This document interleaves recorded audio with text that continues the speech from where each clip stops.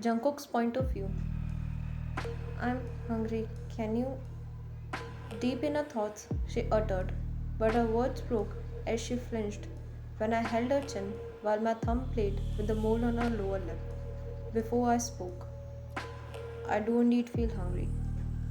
Give me a taste of your lips, doll. Huh? Placing her small hands on mine, she looked at me confused. Damn. I cursed, gulping at the sight of her innocence. She got no clue of what I meant. Was she for real? Her stomach growled, and taking her lower lip under her teeth, she tortured it. I'll do the dishes in return. Would you mind giving it a thought? My thumb was still resting on her lower lip. Freeing her lower lip, I smirked, offering her. I've given it a thought. I'll let you have dinner if you agree to stay here in this room till the sun rises. Okay.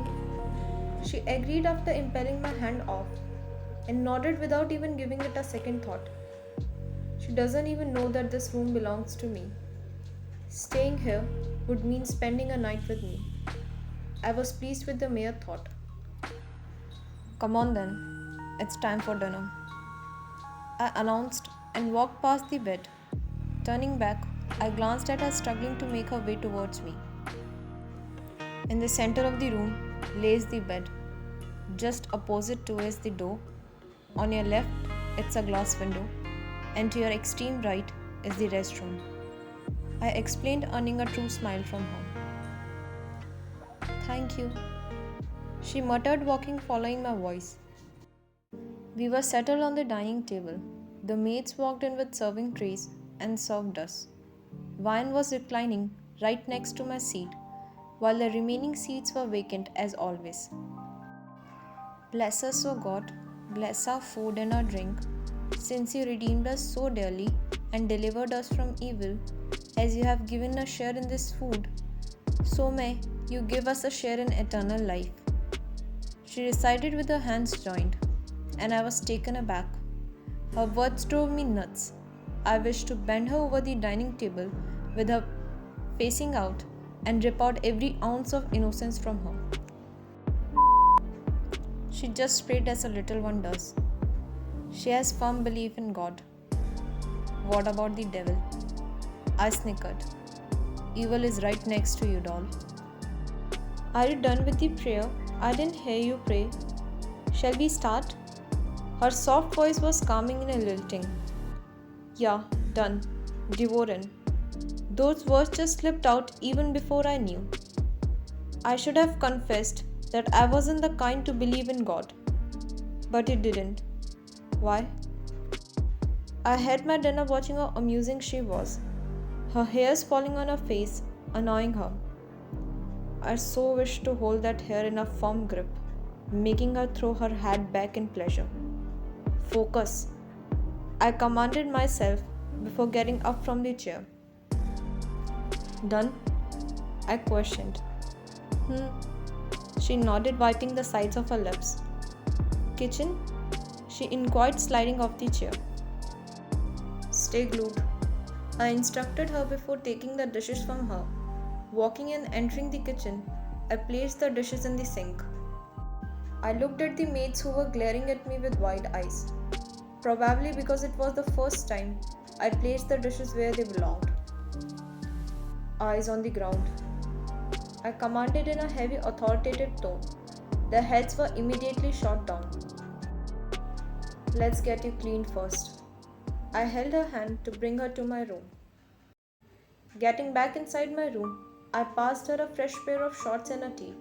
Evidently, they were oversized for her tiny self. She walked into the restroom while I relaxed on the bed. All this while, one thing that my subconscious constantly barked at me was, why was I behaving so indifferently?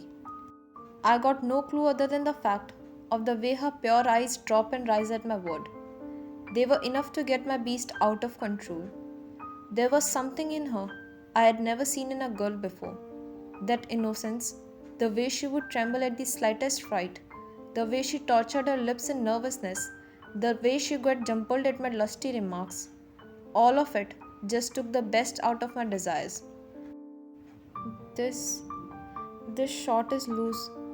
The door slid open, but she remained hiding behind the door. Even when the door covered every inch of her skin, her face was peeping out in worry, and the face was enough to make me groan. Unable to control my urge, I slid off my bed. Taking long strides, I held her arm before I tugged her close. Her delicate face came crushing into my rock-hard chest, and she let out a lilting whimper. My grip fastened around her arm. Her whimper was intoxicating. The wet hairs, which were dripping tiny droplets of water, perfectly landed on her collarbone. I would love to quench my thirst. Traveling all over her quivering figure, my eyes observed the narrow depression between her bosom. Handful. My subconscious lusted over the sight. Yes, I am an evildoer. I accepted before my grip on her arm was extremely strong to the point that I could feel her wobbling to break free from my unpleasant clasps. The beast took over me, or was it my real self? My vivid imagination was going wild. My lips demanded to claim her plump lips, which were pleasingly round, thick, succulent, and curvy. Please. Her brittle voice cut short my untamed thoughts. Her quivering voice became a little bit pitiful. It was unsteady, a little like a stutter. By now, she was weeping. Her sobbing was soft with the steady stream of tears, and the way her eyes looked at me with so much of innocence, the animal in me fell in the fiery pit of my stomach. It disappeared. I wasn't complaining. I was asking for your help. I'm sorry. I don't know how to tie drawstrings. Her genuineness was real, yet so unreal, and my grip on her arm was relaxed. You don't know how to tie knots out of drawstrings? I inquired, retrieving my hands back. Her fingers stroked the sides of her arm, which were now bruised. The blue-purple mark on her skin, caused by blood trapped under the surface, was the result of my hold. The mark was swollen, giving a bumpy texture to her pale skin. I was satisfied marking her. She shrank back involuntarily, while her fingers traced the bruises, and with another tear, she confessed. The girls at orphanage were not allowed to wear anything other than the gown, so I don't know how to. Although I was satisfied with the marks on her, yet the misery in her eyes was distressful. But you enjoy others' misery. Yes, I did. I do. But the pain in her innocent eyes stopped me from doing pretty much of anything. Her tear-stricken face wasn't soothing. Pulling my hand to her face, I gently stroked the tears off her tickled pink cheeks. I didn't intend to hurt you, Vine. Don't cry, okay? Be a good girl and let me help you with the strings. She nodded her head, agreeing. I was aware of what was coming next. I had known more than a mere clue. It was going to be hard. I was going to turn hard. The t-shirt was long enough to cover her till mid-thighs. I had already explored her face in my ferocious fantasy, but watching her raw would be thrilling. Taking hold of the hem of the tee she wore, I rolled it up before I directed her to gag it in her mouth. The narrow part of her torso was a desirable inch. The curves were appealing, and the belly button. A single dip of my tongue and her back would arc. The gag in her mouth and her being so clueless about how inviting she looked were turning me on. Come on, focus. Shrugging off the stress and the rising restlessness, I informed her. Let me teach you. Follow the motions. In the process of making her learn, my fingers rubbed against her skin. No trace of imperfection. Her skin was clean, soft, and extremely silky. What's stopping you? You see it. You like it. You want it, you get it. My intrusive thoughts snarled at me. Was it that difficult to claim her? Not at all. The easiest thing, yet I was finding it difficult. There was a fallen feeling when I was close to her. Lust? Yes. No, maybe. But I couldn't deny the fact that my junior wasn't this sensitive before.